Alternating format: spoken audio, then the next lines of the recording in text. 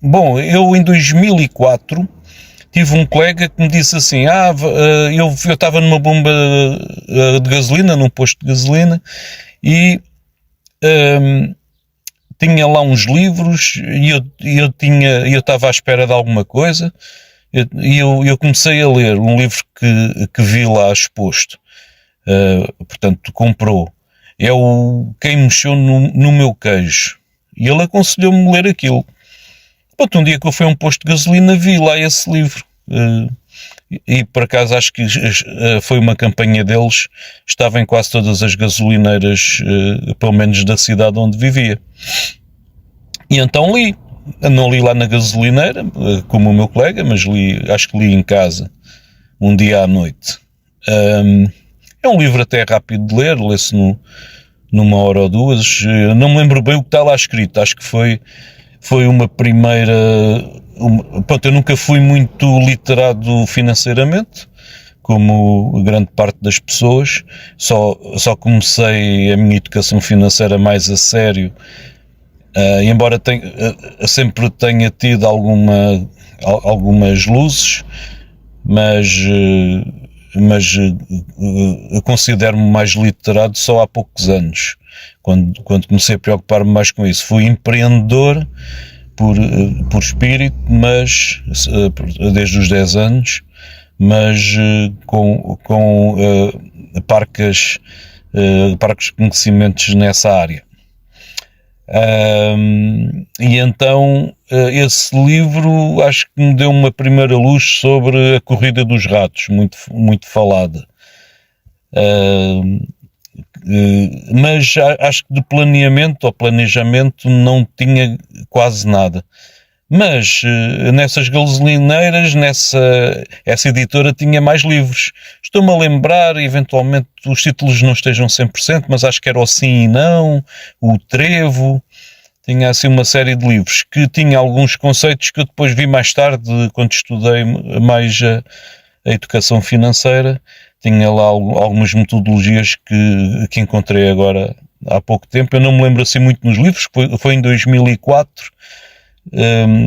Portanto não tenho presente exatamente o texto do livro. Ficaram num dos livros tinha lá planeamento, pronto, tem planos, análises, etc. Mas o que me ficou na cabeça foi, portanto isto em 2004, foi o planeamento A, o B, o C e o D. Não me lembro bem o que é que estava lá escrito, mas aquilo que eu uso é: o planeamento A é aquelas atividades de curto prazo que têm que ser mesmo feitas. Depois temos o B, que são aquelas pendentes ou dependentes de alguma coisa, de alguma ação anterior, que também são curto ou eventualmente médio prazo. Depois temos o C, que eu costumo usar como... dentro do B também costumo colocar dentro do A e do B, depende, também costumo colocar atividades delegadas, portanto posso não ser eu a fazer, mas estou a supervisionar. Depois tenho a C, que eu costumo colocar o planeamento de como gostava que funcionasse, portanto mesmo que não esteja a acontecer, seja tudo o que eu quisesse que a minha vida tivesse a funcionar. A minha vida pessoal, os negócios, etc. Portanto, é aí que eu coloco em planeamento ou em planejamento as minhas metas, os meus propósitos, os meus objetivos, médio e longo prazo, e os projetos, e coloco as tarefas todas, ponto por ponto, tarefas e subtarefas, porque nesses livros eu também li que nós, quando temos um objetivo, um propósito, uma meta, são coisas diferentes. O objetivo deste vídeo não é decifrá-las, mas quando nós temos um propósito, meta, objetivo muito grande, e se colocamos isso no planeamento A, nós não conseguimos fazer porque não aparece-nos inatingível, que é difícil, etc. Mas se nós subdividirmos em tarefas, fazer isto, primeiro fazer aquilo e depois aquilo, uma espécie de programação para atingir aquele objetivo, ou aquela meta, ou aquele propósito. Portanto, o propósito é mais por a ver como é que nós chegamos àquele propósito e às vezes alteramos alguns projetos, alguns objetivos, alteramos algumas coisas, não quer dizer que seja 180 graus, mas damos uma pequena revisão, uma nova visão àquilo que estamos a fazer. Portanto, no planeamento C eu coloco tudo, portanto o C costuma ser maior. Depois no D, muitas vezes eu coloco aquelas coisas que já estão feitas, que é uma espécie de arquivo. Pronto, por exemplo, eu tinha uma dívida e coloco lá no arquivo morto. Porque às vezes nunca se sabe, posso precisar de alguma informação que esteja lá e vou ver. Ou às vezes até coloco em rasurado, que é para não me enganar.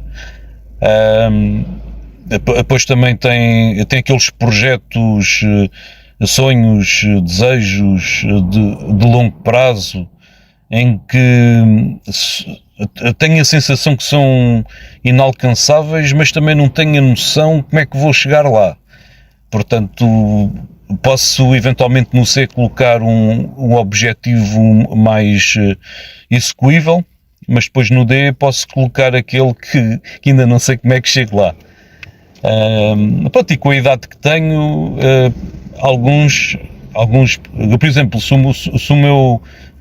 o meu sonho fosse ser jogador de futebol de alta competição, pronto, esse acho que neste momento seria, portanto, de alta competição seria impossível, dada a idade, não é? Mas, portanto, podia eventualmente participar em veteranos e tal.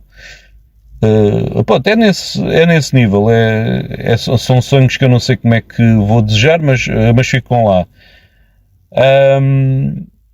E em 2007 foi quando eu comecei a escrever. Portanto, eu ali em 2004 fiquei ali a marinar aqueles livros, 2004, 5, 6, 7, 3 anos. E em 2007, numas férias, eventualmente em agosto ou início de setembro, eu comecei a fazer o meu primeiro planeamento. Não é muito diferente, a estrutura não é muito diferente da atual. Incrivelmente não é muito diferente. Claro que os objetivos foram mudando. Atenção que o planeamento tem que ser flexível, portanto vamos moldando consoante a nossa evolução. Portanto vai sendo revisto. Eu costumo fazer uma revisão do D até ao A com alguma frequência. Vou olhando para o D, para o C, principalmente para o C, e vou colocando novas tarefas no B e no A. Portanto, e às vezes passo algumas tarefas do A, porque eu antes achava que eram urgentes e para fazer, mas depois vi que não era bem assim, então volto a pôr no B, ou às vezes já está o A muito vazio e vou tirando do B, vou dando uma olhadinha ao B. Muitas vezes olho para o C, que é para ver se houve alguma coisa que perdi o foco. E corrijo. Dentro do C às vezes está muitas tarefas que já estão feitas, que já foram feitas pelo A, e vou sincronizando, entre aspas, assincronamente. O C acontece muitas vezes isso, então tem que ser uma atividade muito flexível. Então foi em 2007 que eu comecei realmente o meu planeamento na minha vida.